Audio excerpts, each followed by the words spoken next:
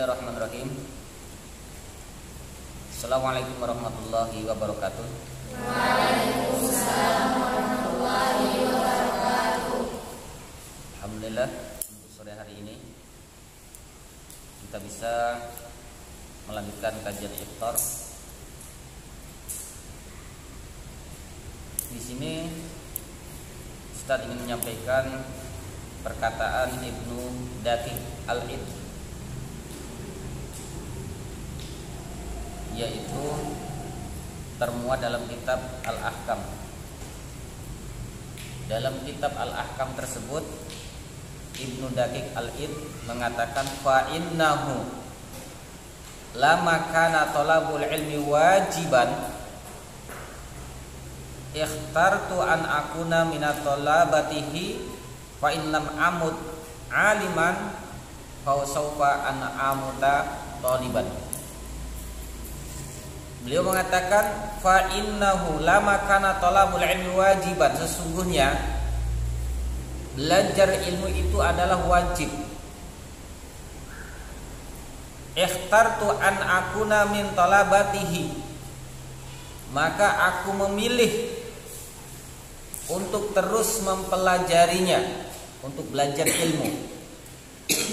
Fa in lam amud aliman, kata beliau, jika aku tidak mati dalam kondisi berilmu, fa saufa an amuta taliban, maka paling tidak saya akan mati dalam kondisi mempelajari ilmu. Ini adalah satu nasihat yang sangat luar biasa.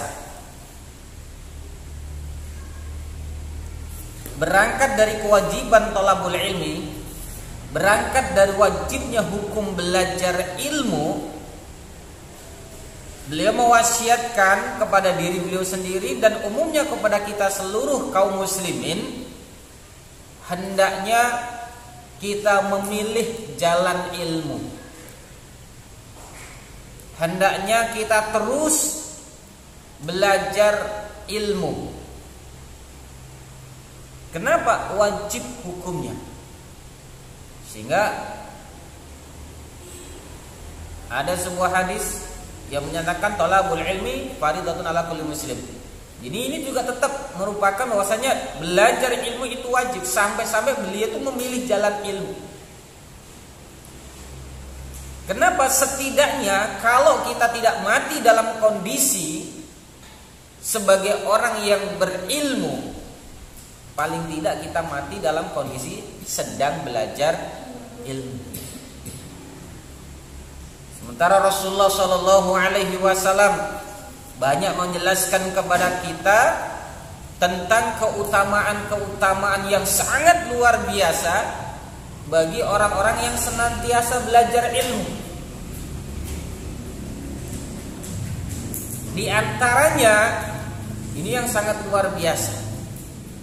Ini janji Rasulullah Shallallahu Alaihi Wasallam kepada siapapun yang dia senantiasa meluangkan waktunya untuk belajar ilmu, yang dia menjadikan jalan hidupnya untuk terus belajar ilmu, maka ketika dia meninggalkan dunia, wafat, maka Rasulullah Shallallahu Alaihi Wasallam akan datang menghampirinya, akan datang menjemputnya. Dan ini dijelaskan oleh Rasulullah Shallallahu Alaihi Wasallam, man jaa ajaluhum fi thalabul ilmi laqiyani, kata Rasulullah Shallallahu Alaihi Wasallam. Ini luar biasa. Man jaa ajaluhum, dan barang siapa yang ajalnya tiba, kematiannya itu telah tiba, sedangkan dia pada saat mati itu sementara melazimi untuk terus belajar ilmu, maka apa kata Rasulullah, laqiyani, aku akan datang menjemputnya langsung.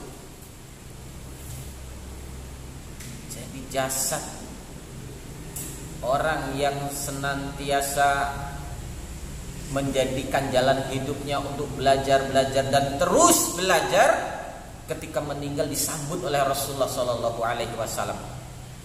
Meskipun dia matinya dalam kondisi tidak sebagai seorang mu'alim, tidak sebagai orang yang berilmu, tapi ketika dia terus melazimi belajar dan terus belajar ilmu, maka dia dicatat kematiannya sebagai orang yang meninggal dalam kondisi senantiasa melazimi thalabul ilmi. Dan sebagaimana janjinya, Rasulullah Shallallahu Alaihi Wasallam akan menjemput langsung jasadnya pada hari kiamat. Maka ini yang harus kita jadikan pegangan.